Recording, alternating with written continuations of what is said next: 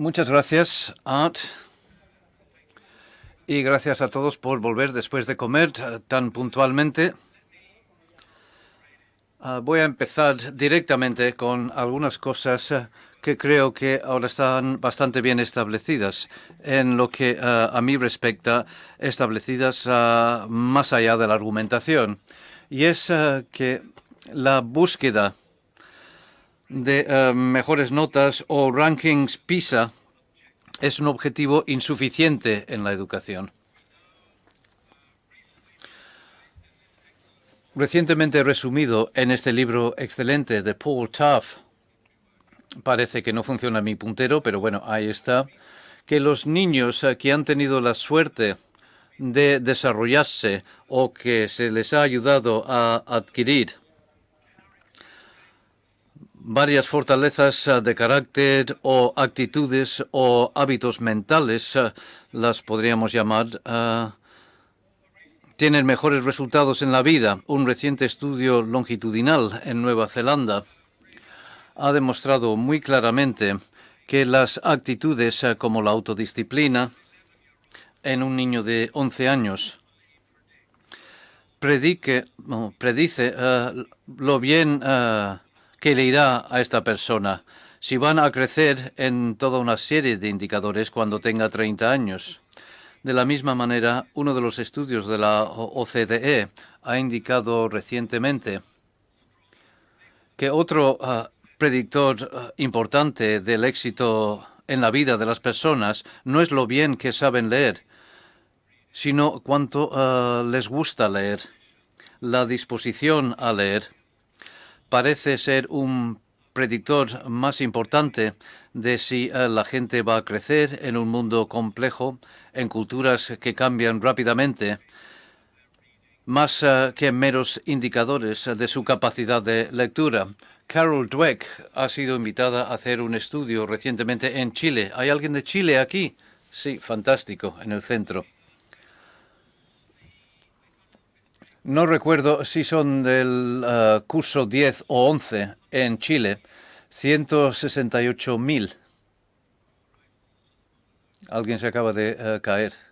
¿Estás bien?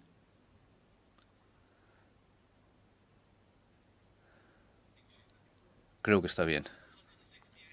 168.000 jóvenes estudiando si tienen una mentalidad de crecimiento, si piensan que se puede ampliar su inteligencia y lo están correlacionando con una serie de diferentes indicadores sobre sus antecedentes, sus padres, actitudes ante la educación o el propio éxito educativo de sus padres, el grupo étnico al que pertenecen, etc. Y una de las cosas que ha salido muy claramente en este estudio es que los niños en grupos socioeconómicos bajos, niños pobres básicamente, es más probable que tengan una mentalidad fija. Es decir, es más probable que crean que han nacido con una cierta inteligencia y que no lo pueden cambiar, como hablaba David Perkins anoche. Sin embargo, hay una minoría sustancial de niños de estratos pobres que tenían una mentalidad de crecimiento, una actitud de optimismo y resiliencia en su planteamiento ante el aprendizaje. Y lo que encontró Carol Dweck en su estudio es que esos niños, muchos de ellos de familias muy pobres, mostraban resultados académicos y un crecimiento intelectual que no se podía diferenciar de niños, y cito las palabras de Carol Dweck, niños con antecedentes mucho más ricos. Esta actitud, este cambio de creencias supone una enorme diferencia en cuanto a la probabilidad de que los niños florezcan en la vida. Y, por supuesto, también sabemos a través de una serie de diferentes estudios que los niños con estas actitudes también obtienen mejores resultados en los exámenes. Por lo tanto, parece que ha acabado la discusión en lo que a mí se refiere sobre si esta preocupación por el desarrollo de fuerzas de carácter. Prefiero este término más que habilidades del siglo XXI o competencias blandas o competencias no cognitivas. Las competencias no cognitivas no son no cognitivas, combinan lo cognitivo y lo emocional y no son competencias blandas, son tan duras como las demás, si son capaces de predecir estos indicadores de éxito en la vida. Y como decía Art esta mañana, tenemos que tener cuidado con el lenguaje que utilizamos. Así que creo que se ha acabado ese debate. La cuestión es cómo lo vamos a hacer.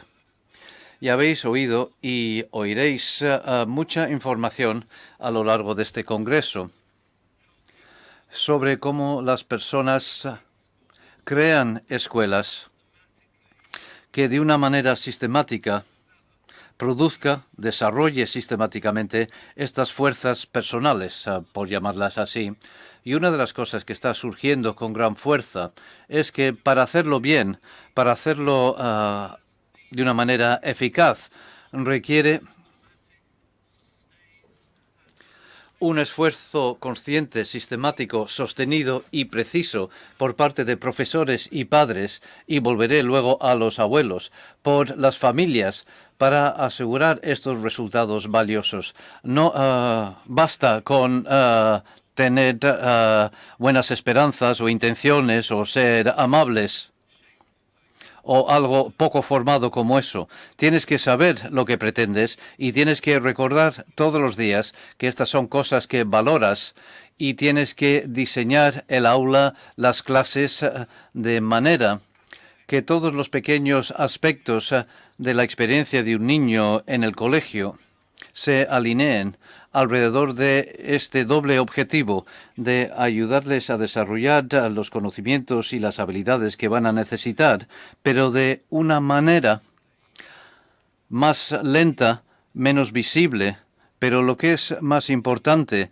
de una manera que cultive estas actitudes o hábitos mentales o fuerzas de carácter. Y esto significa que los profesores tenemos que constantemente revisar y ajustar nuestros propios hábitos en el aula, incluso cosas muy pequeñas. Y hablaré de esto más en mi taller mañana. Hablaré de los detalles de lo que en el título del taller mañana he llamado los detalles. Y aunque no sé si se puede traducir este término, los pequeños detalles que marcan la diferencia, no las grandes cosas. Sabemos que esto es generalmente lo que hace falta y esto lleva tiempo. Lleva tiempo para que nosotros cambiemos nuestros hábitos poco a poco y se necesita tiempo para que estos cambios lleguen a los hábitos de los niños a los que estamos enseñando. Por lo tanto, hay que tener una conversación interesante en torno a lo que decía ayer David Perkins. El hecho de que algunas de estas técnicas o prácticas correctoras que él llamaba hacks, a lo largo del tiempo crezcan, se profundicen y enriquezcan no pequeñas técnicas que podemos recordar o olvidar para corregir otros hábitos mentales, sino que sirvan para sustituir a esos hábitos mentales menos funcionales por hábitos más funcionales. Sabemos que hay 3 clústeres importantes entre estos hábitos mentales. Uno ya lo he mencionado, lo que tiene que ver con el autocontrol. Aprender la disciplina juiciosa, aprender a concentrarse a pesar de las distracciones, aprender que el objetivo a largo plazo va a superar a la tentación a corto plazo, etcétera. Y luego, evidentemente, hay un clúster de estas fuerzas que podríamos decir que son las que tienen que ver con la sociabilidad. Y Gardner hablaba de ellas anoche, lo que hace falta para ser un buen amigo, un buen vecino y un buen ciudadano. Pero mi grupo y yo nos hemos centrado principalmente en aquellas actitudes que tienen que ver con el aprendizaje. Es decir, cuáles son las características personales que distinguen a alguien que es capaz de responder bien Cuando el mundo se vuelve extraño, cuando es un desafío, cuando es exigente, cuando es decepcionante, complejo, en comparación con alguien que se pone a la defensiva o ansioso o se retira del mundo, cuando el mundo se pone complicado, cuando se pone difícil. Este clúster de atributos son, como decía, son los aspectos a los que he dedicado mucha energía y reflexión. Y yo, como otros muchos, soy profesor, así que me voy a permitir una frase de profesor. Y todo el mundo ha hablado de una manera que es realmente sencilla, y voy a intentar hacer lo mismo. Pero esta frase de profesor en esta tercera categoría es la mentalidad epistémica o la identidad epistémica que ayudamos a los jóvenes a desarrollar. Esta es otra manera de decir el clúster de habilidades o cualidades de la mente que te resultan útiles cuando la vida se pone complicada, cuando se pierde algo que quieres, cuando pierdes el empleo, cuando tienes el primer hijo, cuando estás a mitad de una tesis doctoral y sientes que has perdido el camino o la motivación o lo que sea, todas estas cosas. Por lo tanto, el territorio del que quiero hablar es la cultivación de mentalidades epistémicas, identidades epistémicas, a través del estudio de la escuela como aprendizaje epistémico sostenido. Por lo tanto, nos fijamos en cuáles son las prácticas que influyen en el desarrollo de estas mentalidades y actitudes en los jóvenes. Y esto es de lo que quiero hablar. Y os voy a ofrecer una muestra. Esto es la sesión después de comer, así que como Art esta mañana voy a hacer que habléis entre vosotros con el fin de ayudar el proceso de digestión e intentar inhibir el proceso de sueño. Y veremos qué tal sale. Quiero que penséis en si esto os parece razonable. Algo lo conoceréis del trabajo de Art,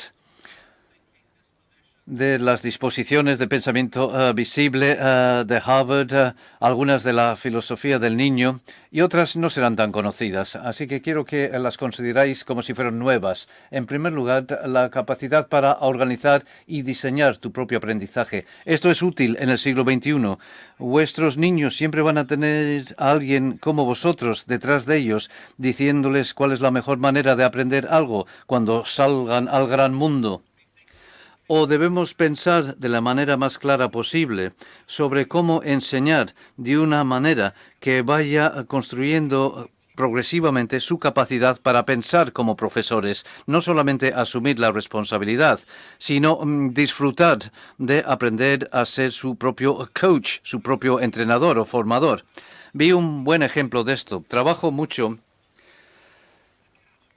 con las academias de fútbol de la Premier League, donde forman a los jóvenes jugadores de Manchester United, Arsenal, Tottenham, etc. Y estaba haciendo un taller en Liverpool. Vimos una sesión de entrenamiento, de demostración de un club que se llama Sunderland, donde han estado utilizando estas ideas. Y vimos a un grupo de 14 niños de 12 años. Y en primer lugar se formaban en el campo y el entrenador les explicaba qué actividad quería que realizaran. Y luego nos decían a los demás que estábamos observando, pues ahora vamos a ver lo que hacen. Y empezaron haciendo lo que les habían dicho. Pero al cabo de 4 o 5 minutos empezaron a llamarse y a comprobar si lo que estaban haciendo era demasiado difícil, demasiado fácil o lo justo. Y hay un punto dulce en el aprendizaje, donde no es aburrido y no es deprimente, es algo intermedio, donde tienes un desafío, pero no te deprime. Y lo que estaban haciendo estos niños es hablar entre ellos y en un determinado momento se pusieron de acuerdo en que el ejercicio que se les había pedido era demasiado fácil y, sin dirigirse al entrenador, simplemente cambiaron un poco las reglas para que fuera más difícil. Habían aprendido a pensar como entrenadores. Parte del trabajo del entrenador con ellos consistía en hacer coaching sobre lo que significa diseñar tu propio aprendizaje. ¿Podrías hacer eso en una clase de matemáticas? Claro que sí. ¿Lo podrías hacer en una clase de inglés, de castellano? Por supuesto que sí. Podrías mirar cada día y buscar pequeñas maneras de decir, me pregunto si estarán preparados para hacer esto por su cuenta, diseñarlo por su cuenta, detectar problemas por su cuenta, evaluar esto por su cuenta. Y siempre al borde optimista de lo que los alumnos podrían ser capaces de manejar a la hora de asumir responsabilidades por su aprendizaje. Y en segundo lugar, la habilidad de pensar sobre los pies.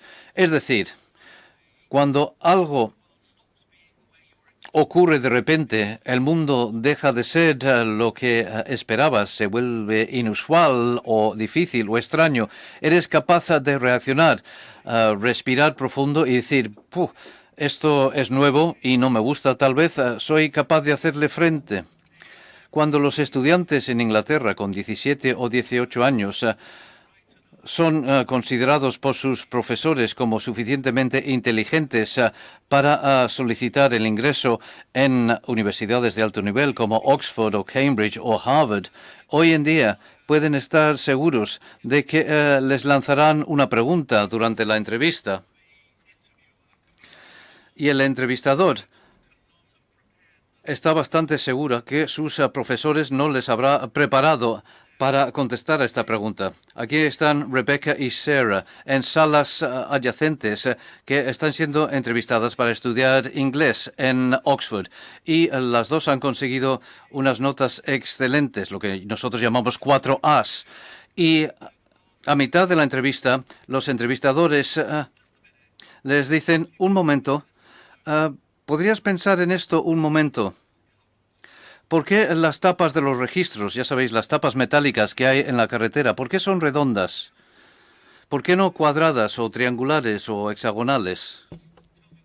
Dime lo que te parece.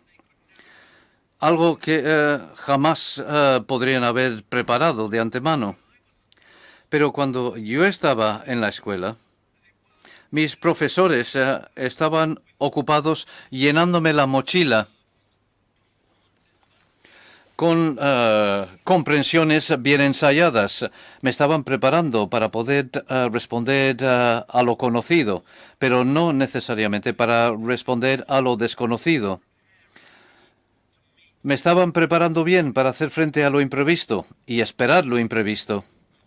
Y persistir con la dificultad. Todos lo conocemos, la resiliencia, etcétera. No voy a decir más sobre esto. Gestionar tu atención cuando diferentes cosas compiten por atraer tu atención. Esto es una capacidad mental útil en el siglo XXI.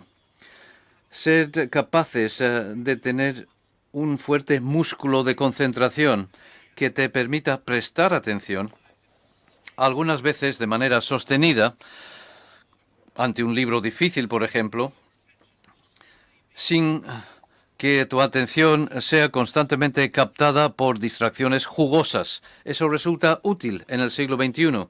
Mucha gente en mi país está muy preocupada por la capacidad de los jóvenes de una atención sostenida y temen que se está debilitando. Hay un muy buen libro publicado recientemente por un intelectual público americano, me gusta llamarle Matthew Crawford, y el libro se llama El mundo más allá de tu cabeza. Cómo hacer frente a la distracción en la era de Google o algo así. La gente o las grandes corporaciones, por razones económicas, han conseguido poblar nuestros mundos con lo que Matt Crawford llama estímulos hiperpaladables. Y es una analogía con la industria alimentaria. La industria alimentaria sabe que encontramos ciertas combinaciones de grasa, azúcar y sal. Nos resulta algo muy apetitoso. Y ahora son capaces de diseñar estímulos hiperatractivos combinando la grasa, el azúcar y la sal para que nos veamos atraídos a esos estímulos. Y las agencias de publicidad y las páginas web de Internet saben cómo crear estímulos hiper agradables que nos resulta muy difícil de resistir y nos cuesta dejarlo al margen. Google juzga el éxito de sus páginas web en base a cuánto te pueden distraer. Lo consideran una mejora si pueden reducir la cantidad de tiempo que dedicas a una sola página antes de pinchar un icono y pasar a otra página. Entonces es útil ayudar a los jóvenes a crear esta capacidad de prestar atención a lo que realmente quieren prestar atención, a lo que merece su atención. ¿Y qué sucede con cuestionar y comprobar las afirmaciones sobre conocimientos? David Perkins hacía referencia a esto ayer. La capacidad de decir en medio de una clase: ¿cuándo fue la última vez que un niño en vuestra clase levantó la mano cuando les contasteis algo y dijo, no quiere ser maleducado, señorita, pero ¿cómo sabemos que eso es cierto? ¿Cómo podemos comprobar? ¿A dónde podríamos ir? La palabra más formal: ¿cómo podríamos triangular esa afirmación sobre el conocimiento? Esto resulta útil en el siglo XXI. La gente dice que es fácil conseguir conocimiento, que las escuelas ya no son el principal conducto, el primer canal de información para los jóvenes, pero se trata de crear la capacidad de ser un consumidor astuto de esta información, ser capaz de ponderarlo, testarlo, saber si soporta el peso del criterio, si caminas a lo largo de esta afirmación sobre el conocimiento. Esto es útil. Formar equipos efectivos no se trata solo de colaborar, sino tener la inteligencia social, la sensibilidad de ser una presencia benigna en un grupo que aumenta la probabilidad de que este grupo trabaje con eficacia. Esto resulta útil en el siglo XXI como activo para los jóvenes que se embarcan en la vida en el gran mundo. Y esto es algo que me gusta llamar artesanía, un placer, no solamente la habilidad, sino el placer de ver lo que has hecho y pensar en cómo mejorarlo. Puesto que cada ponente en esta conferencia habrá estado retocando su presentación hasta el último momento, pensando, hay una mejor palabra para esto, puedo encontrar una mejor imagen para esto, hay mejor manera de exponer esto, mientras que muchos jóvenes en la escuela odian repasar lo que han hecho y mejorarlo. Lo ven como una especie de crítica negativa de su autovalía o autoestima. Si alguien dice, ¿podrías repasar esto y ver la manera de mejorarlo? Algunos jóvenes tienen la idea de que le estás diciendo que no sirven, que lo que han producido no es suficientemente bueno. Y esta es la mentalidad. ¿Qué sucede? Y de nuevo, esto lo hemos mencionado, la capacidad de adoptar múltiples perspectivas. Esto resulta útil en el siglo XXI. Así que quiero que, en primer lugar, lo repaséis rápidamente y podéis etiquetar estas afirmaciones si queréis, pero las etiquetas no son demasiado importantes, no tenéis que reducirlo todo a una sola palabra. Y esta es la misma lista. Comentarlo con la persona de al lado durante un momento. De esta lista, ¿cuáles pensáis que son las más importantes? Pensar en vuestros propios niños que están iniciando su vida en el siglo XXI. ¿Con cuáles preferiríais que las escuelas les ayudaran a desarrollarse? Comentarlo con la persona de al lado.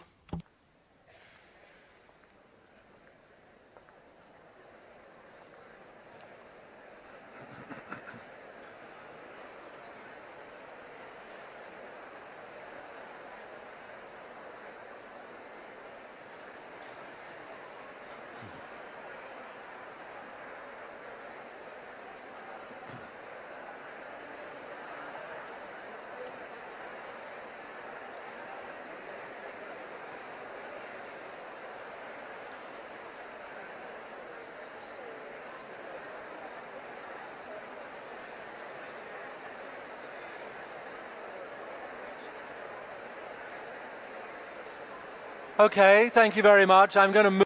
Gracias. Vamos a seguir rápidamente. Vamos a repasar este ejercicio. Vamos a hacerlo rápidamente. Y entonces ahora, atención, quiero que mantengáis una conversación diferente. Silencio, please.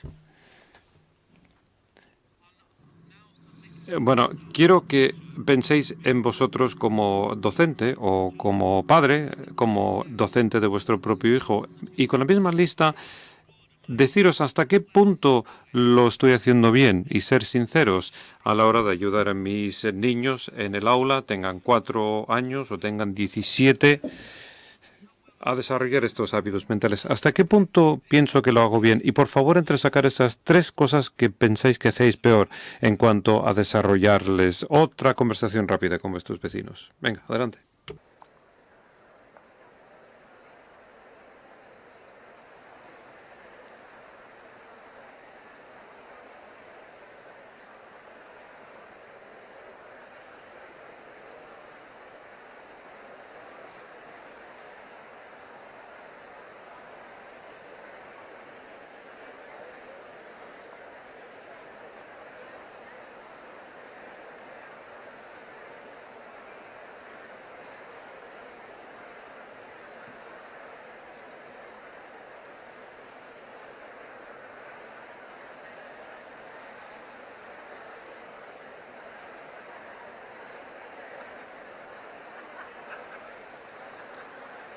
Okay, thank you very much. Now I'm going to. Gracias. Os voy a tener que parar a todos. Atención.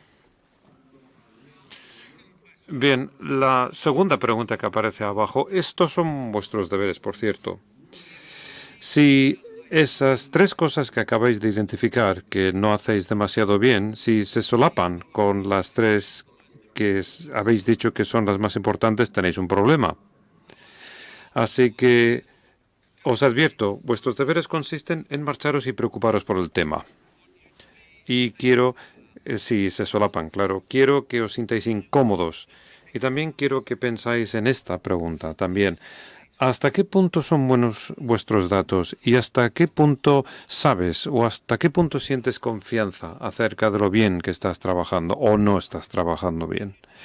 Bien, si tú enseñas en un colegio de secundaria, ¿haces un seguimiento del alumnado cuando han ido a la universidad? ¿Les mandáis un cuestionario cuando están en el segundo curso de la universidad sobre el tema este de los hábitos mentales, diciendo, realmente tenemos que saber, decirnos por favor qué hemos podido desarrollar, que os parece útil y lo que es más importante, cuéntanos aquellos que ojalá hubiéramos hecho mejor a la hora de ayudaros a planificar vuestro tiempo y asumir más responsabilidad de vuestro aprendizaje y pensar cómo uno tiene que corregirse a sí mismo, etcétera. ¿Hasta qué punto son buenos los datos? ¿Podrían ser mejores? También sería útil pensar en cómo podrías mejorar este aspecto de lo que está aconteciendo en vuestros centros, en vuestros colegios y universidades, y lo dejo ahí. Pero bueno, ahora os voy a enseñar un pequeño videoclip de un colegio. Es un colegio, se llama BLP, que es el nombre de este planteamiento que hemos desarrollado mis compañeros y yo. Es un colegio de una ciudad en un sitio que se llama Derby, muy multicultural, en los Midlands, en el Reino Unido, con una mezcla muy amplia de alumnos procedentes de familias de clase media y también hay niños y jóvenes de familias más pobres. Y esta película o este vídeo ha sido rodado por los alumnos y es importante que lo sepáis con algo de ayuda técnica, claro. Pero lo han filmado los propios alumnos. Y ahora cuando veáis el vídeo, me gustaría que pensarais qué es lo que os gusta y luego os voy a pedir que mantengáis otra conversación. ¿Cuáles son las cosas positivas? ¿Cuáles son las negativas? ¿Qué es lo que os gusta? ¿Qué es lo que no os gusta? ¿Y qué tipo de cuestiones se plantean en vuestra cabeza cuando veis qué es lo que tienen que contaros estos niños acerca de su colegio?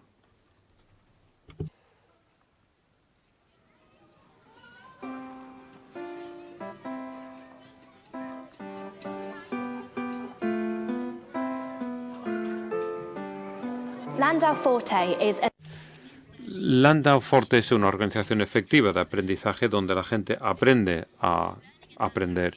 El aprender a Landau está en todo. Nuestro currículum, nuestro lenguaje, nuestra cultura. El equipo del Consejo de Estudiantes ha reflexionado cómo nuestro colegio en Derby nos ha ayudado a aprender de manera efectiva. Ahora estamos ya preparándonos para la siguiente fase de nuestra carrera y estamos ya perfectamente bien situados para revisar lo que hemos hecho. Cuando llegamos empezamos a construir los hábitos del aprendizaje efectivo. La inducción significó que nos convertimos en alumnos efectivos y está bien descubrir las cosas. Y de hecho, el mejor aprendizaje se produce cuando gozamos de la lucha. Y yo me acuerdo cuando me dijeron, bienvenido, esperamos que tú te puedas quedar atascado, pero nuestro proceso de aprendizaje es continuo. Tenemos una jornada más larga que la mayor parte de los colegios y se hacen en 2 bloques de 2 horas, lo cual significa que podemos meternos de verdad en el aprendizaje y no solamente repasar el contenido. Tenemos 2 semanas de vacaciones, nada más, y esto significa que tenemos un aprendizaje mucho más profundo y mucho más productivo. Tenemos esta feria y otro encuentro que se llama Innovación.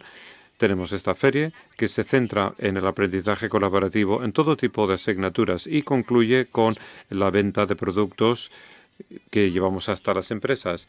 Y después tenemos arte y ciencias con el apoyo de inventores de la industria, con un foco central sobre la creatividad. Los alumnos aprenden de manera colaborativa y han participado en un seminario internacional para nuestros alumnos que se llevó a cabo en el laboratorio de París. Y a los alumnos se les da responsabilidades claves en el proceso de aprendizaje y hemos formado parte del desarrollo de una cultura del coaching. Los alumnos y el personal o la plantilla trabajan juntos para generar un feedback. Somos los co-constructores del aprendizaje y asumimos la responsabilidad para ver cómo se puede desarrollar mejor. Y los alumnos participan en los programas de desarrollo y de formación.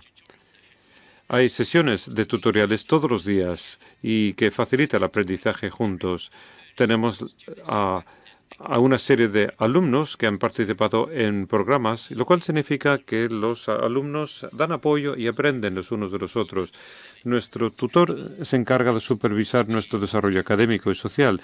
Por lo menos 2 veces al año los alumnos llevan a cabo sus procesos de consultas. Revisamos nuestro aprendizaje y evaluamos nuestros avances. El aprendizaje se produce en todas partes y es para nuestra comunidad. Esta operación es ordenadores para Gambia, también teatro, exposiciones de arte, moda y actuaciones en público. Todo esto lo hacemos los alumnos. Somos un colegio por el cambio y hemos diseñado este reloj conmemorativo y hemos organizado también esta gala y los alumnos son los que hacen que esto se produzca. Estamos aprendiendo de verdad y estamos preparándonos para el futuro. El aprendizaje forma parte de nuestro vocabulario. No se trata de aulas, se trata de tutores y no profesores. Es extensión, no deberes. Son los alumnos, no los pupilos. Todo esto es flexible. Los muebles se pueden cambiar para adaptarse a la actividad. Queremos aprender más. No solamente se trata de presentar resultados bonitos. La conferencia de junio, organizado por los alumnos, nos invitó a nosotros y a otros jóvenes de todo el país para debatir cuál es el objetivo de un colegio, con la presencia de académicos y hombres de negocios y también de un consejero de educación. Hablamos del papel que desempeñan los colegios a la hora de garantizar que los jóvenes aprenden y alcanzan su pleno potencial y son preparados de manera efectiva para la vida y el trabajo en el siglo XXI. El aprendizaje en Landau significa que aprendes de por vida.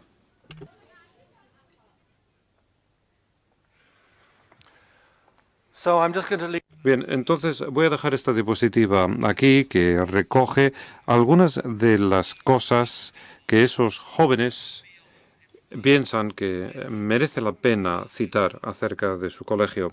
Ellos hablan sobre el desarrollo de sus hábitos del aprendizaje efectivo, el grupo que habéis visto al principio, que es el equipo de la voz de los estudiantes en el Consejo Estudiantil, y dan recomendaciones a los profesores.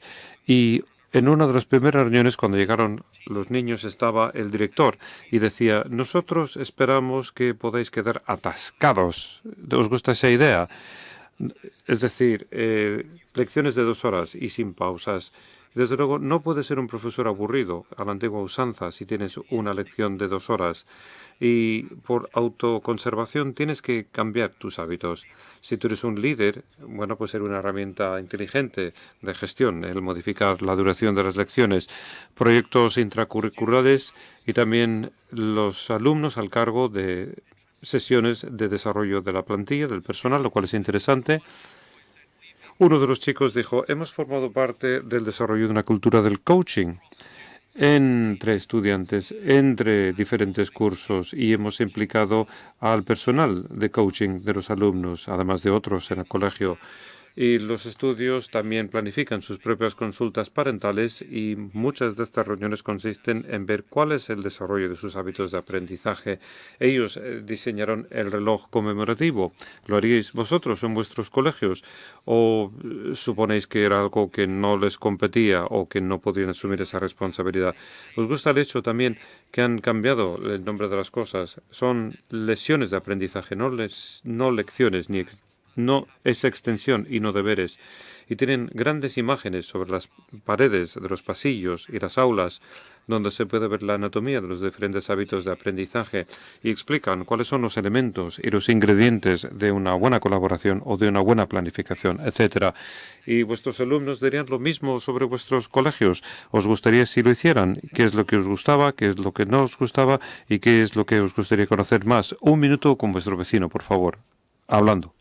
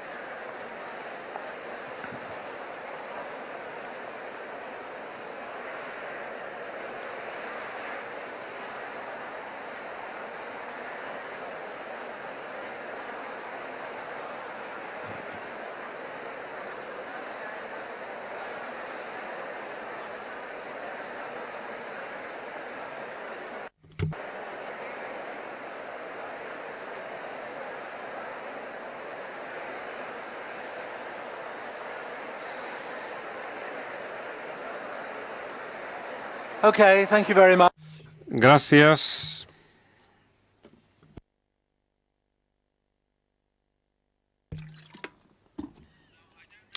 Bueno, yo no sé si cuando estabais en el colegio, si hubiera algún tipo de experimento científico, que bueno, yo recuerdo cuando posiblemente tuviera 9 o 10 años, creo, y que, bueno, traía consigo unas pequeñas virutas de hierro. Y lo que hacíamos era sacar estas virutas de hierro, los dejábamos sobre una hoja de papel y estaban todas ahí desordenadas. Y después, ¿qué hacíamos? Cogíamos un imán, colocábamos un imán debajo de la hoja y todas estas virutas formaban dibujos muy bonitos. ¿Lo hacíais vosotros en el colegio?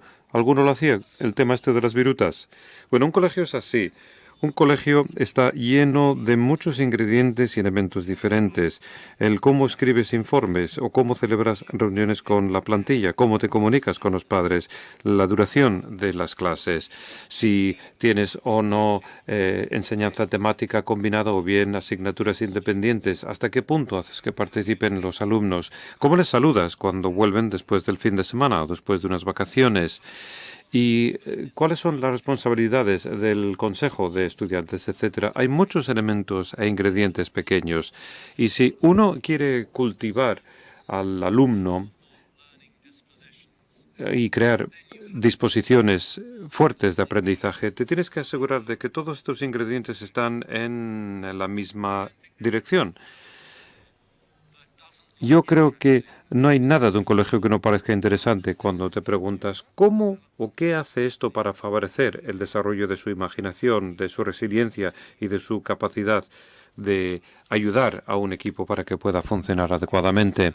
Bueno, os podríais preguntar esto acerca de muchos elementos diferentes en el colegio. ¿Cómo hablas con los alumnos y qué es lo que ignoras? ¿Qué es lo que observas y qué es lo que ignoras? ¿A qué das nombres? Esta mañana se hablaba sobre la importancia crucial de desarrollar un vocabulario más sofisticado. ¿Qué haces? ¿Lo modelas conscientemente con los chavales? ¿Qué es lo que colocas sobre las paredes? ¿Cómo diseñas actividades de aprendizaje como los jóvenes futbolistas y quienes estaban siendo formados en esta actividad de pensar de si es demasiado fácil o demasiado duro o justamente lo correcto, que era una actividad que introdujo su entrenador, puesto que pensaba que al hacerlo desarrollarían la sensibilidad de un coach para sí mismos y que esto les serviría a llegar a aprender a ser buenos jugadores más rápidamente. Aunque no me sorprendería si los principales equipos de fútbol de España y de otros países de donde venís utilizaran este tipo de actividades. Pero uno de los significados en inglés, yo no sé si se puede utilizar la misma ambigüedad en vuestro idioma, en el español, acerca de la palabra cultura, es que se utiliza para referirse a la cultura humana, pero también se utiliza para referirnos a medios de nutrientes, es decir, cultivos. Este platillo, el platillo Petri, que tiene un medio de nutrición donde se puede cultivar lo que quieras. Y un colegio es un medio nutritivo y tenemos que conseguir la concentración adecuada de los ingredientes correctos dentro de ese medio de cultivo. Y después estos hábitos mentales van creciendo por su propia cuenta. Lo que no puedes hacer es enseñar a una planta a crecer, ¿verdad? No puedes obligarla a crecer. Tampoco puedes castigar a una planta si no crece, sino que haces todo lo que puedas para crear las mejores condiciones para el crecimiento y después dejas que lo haga solo. Y este es el territorio donde estamos cuando hablamos sobre de qué manera tenemos que diseñar un colegio que lo que hace es construir una cultura además de la cognición. Bueno, aquí tenemos dos ejemplos muy pequeños, hablaré de muchos más mañana por la tarde, pero si quieres fomentar la curiosidad de los niños, haz que el aula sea un lugar donde su curiosidad se manifieste, donde se pueda reconocer de manera visible. Pon este tipo de muro con un gran papel donde aparecen o se anoten las preguntas de los chavales para que cuando alguien entre en esa aula, la sala celebra esa capacidad de inquisición de los niños. No tienes que contestar a todas las preguntas, tampoco tienes que saberlo todo, pero lo importante es demostrarles que estás interesado en darles un reconocimiento visible a este tipo de cosas, a sus consultas. Pero si quieres que los niños de más edad cultiven también su habilidad de funcionar mejor a la hora de valorar su propia comprensión o su propia información, esta es una chica de 13 años, están haciendo un ejercicio de revisión de la química orgánica. Pero el plan de la lección que su profesor acaba de anotar aquí en la pizarra es que el objetivo de esta clase es, primero, tenéis que desarrollar vuestros músculos para plantear preguntas, es decir, desarrollar vuestra capacidad de hacer buenas preguntas para poder aclarar aquellas cosas que no tenéis muy claras y también para concentraros en cómo hacéis la revisión, para tener interés o para debatir vuestro proceso de revisión y, además, para revisar y evaluar vuestros conocimientos y comprensión de la química orgánica. Y su tarea consiste en dedicar la primera parte de la clase trabajando en grupos, analizando y revisando su comprensión y después ir anotando las preguntas que surgen de este debate sobre un papel. Esta es Rachel, que está colocando la hoja de su grupo en el tablero. Bien, esto no es que sea muy diferente tampoco respecto a lo que vais a encontrar en muchas de las aulas, pero sí que forma parte de un proceso que alienta a estos alumnos a que sean mejores a la hora de establecer un diagnóstico de su propio aprendizaje aprendizaje y de su propia comprensión. Si le queréis hacer un coaching, diseñar pequeñas actividades en vuestras aulas, puesto que sabemos que esto es efectivo a la hora de construir a personas que sean flexibles, sofisticadas y ágiles en sus mentes. Y esto les permitirá florecer cuando se encuentran con alguna dificultad en este mundo que nos rodea de muchas maneras diferentes. Gracias al trabajo de nuestro grupo, estos son algunos de los países donde hay colegios y proyectos que ahora mismo están en marcha. Y después tenemos a los Habits of Mind, el grupo de Visible Thinking, que son capaces de ampliar esta lista, posiblemente para incluir un número muy importante de los países del planeta. Este es un libro que publicamos hace un par de años y escribió Art una introducción, fue muy amable, donde se comentan estos estudios globales. Y aquí tenemos algunos de los colegios y centros de investigación que están desarrollando esto. Así que sabemos que es posible y sabemos además que es práctico. Sabemos que podemos hacer este tipo de cosas en un colegio. Pero también sabemos que, de hecho, el desarrollo de estos hábitos mentales no es algo de lo que puedes huir como profesor. No puedes decir, pues mira, yo soy un buen profesor de matemáticas, a mí no me aburráis con esta tontería, con esta psicobobada sobre la construcción de mentes para el siglo XXI. Yo me dedico a enseñar matemáticas y ya está. Pero ya lo siento, señor, no solamente te dedicas a enseñar matemáticas, sino que siempre estás enseñando matemáticas más el temor de cometer errores, o matemáticas más la curiosidad y también esa inquisición. Y no solamente enseñas la historia de la Guerra Civil Española o los conquistadores, siempre estás enseñando historia más una actitud nada crítica hacia el texto escrito, o bien puede ser una actitud escéptica respecto a un texto. Y recordad una de mis 8 actitudes para el siglo XXI, que consiste en construir esa predisposición y decir, bueno, espera, ¿dónde lo puedo comprobar y cómo sabemos que tal o cual cosa es correcta? Y hasta qué punto plantean estas cuestiones los alumnos en vuestras aulas. Lo podrían hacer, ¿verdad? Perfectamente bien.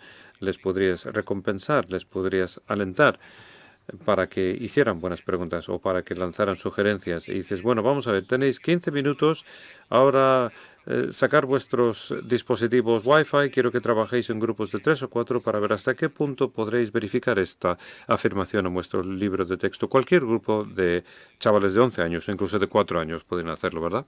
¿A que sí? Y lo estamos haciendo en la medida de lo suficiente. Hemos creado una práctica en el aula, hemos creado un sistema compacto que coincida con los hábitos mentales que decimos les servirían de manera muy positiva en lo que se refiere el poder superar obstáculos. Entonces, esto es algo obligatorio. Siempre estás en algún sitio en el espectro entre ser un ángel y un demonio, en lo que se refiere a favorecer el desarrollo de estos hábitos mentales. Pero la cuestión no es si vas a participar en este currículum o no, pero se trata de si vas a participar pero a sabiendas o no, y si vas a elegir con precisión los hábitos mentales día tras día, no los hacks que David comentaba ayer, sino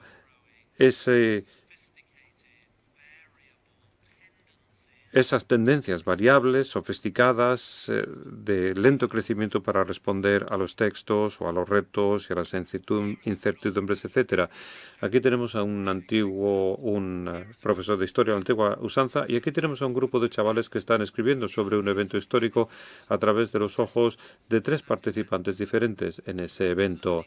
Están aprendiendo a practicar, a estirar los músculos de la empatía. Y para ayudarles a hacerlo, el profesor lo que ha hecho es que, se fabriquen unas gafas con cartón y tienen una propiedad mágica. Se llaman las gafas de la empatía. Y la propiedad mágica es que cuando te colocas estas gafas, te permiten ver qué aspecto tiene el mundo desde los ojos de otra persona, con más nitidez. ¿A qué estaría bien eso? Google posiblemente esté trabajando en el tema ahora mismo.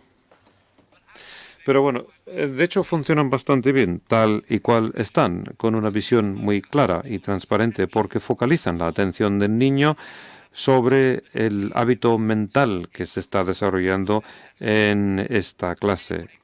Cualquiera lo podría hacer.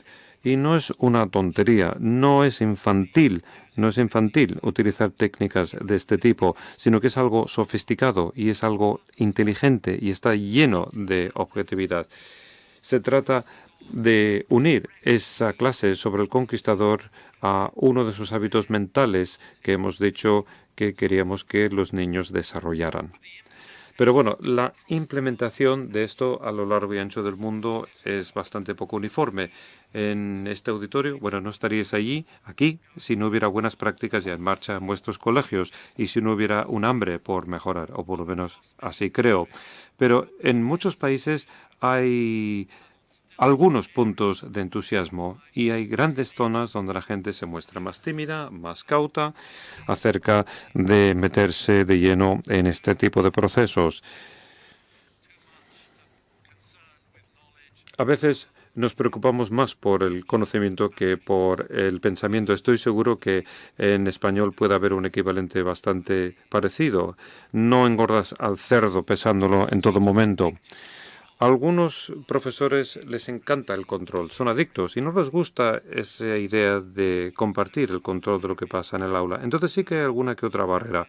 Y el libro que citó Art, desde luego, analiza algunas de estas barreras. Pero bueno, yo creo, y quiero volver a la diapositiva anterior, pero yo creo que uno de los grandes problemas es que los políticos, es que si vamos a conseguir la escala de lo que es necesario, si vamos a aumentar la velocidad de la diseminación de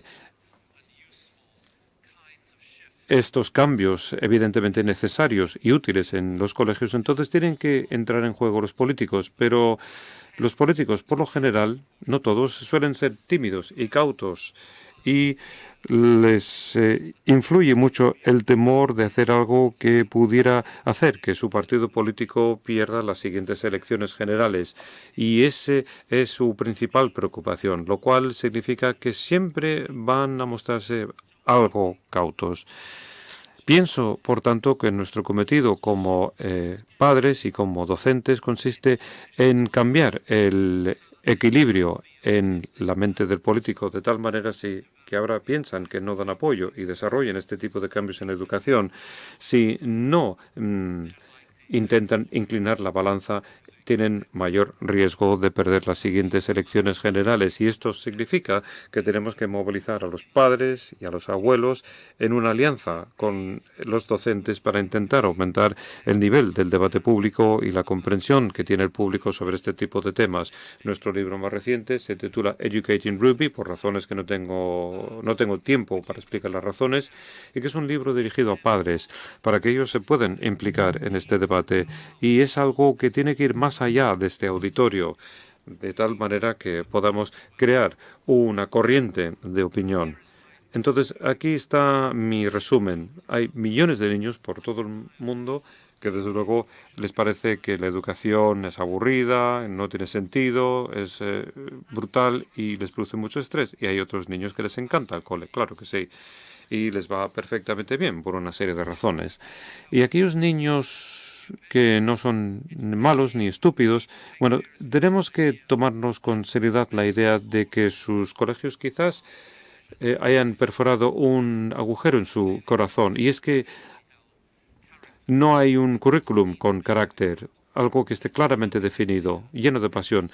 Está claro que la evidencia da apoyo a lo que muchos de nosotros decimos en esta conferencia. Tú puedes construir carácter y cognición perfectamente bien juntos, pero lo que sí que necesitamos es una mayor comprensión del público, una mayor energía del público detrás de este abordaje. Y solamente así, bueno, me temo que he llegado a la conclusión y solamente así podrán nuestros representantes políticos electos hacer lo que tiene que hacerse con el requisito de urgencia correspondiente. Y si lo hacen, dentro de 10 o 15 años no tendremos poco entusiasmo, sino que tendremos un sistema educativo que no solamente prepare a algunos de los niños para la universidad, pero preparará a todos ellos para superar las pruebas de la vida. Muchas gracias.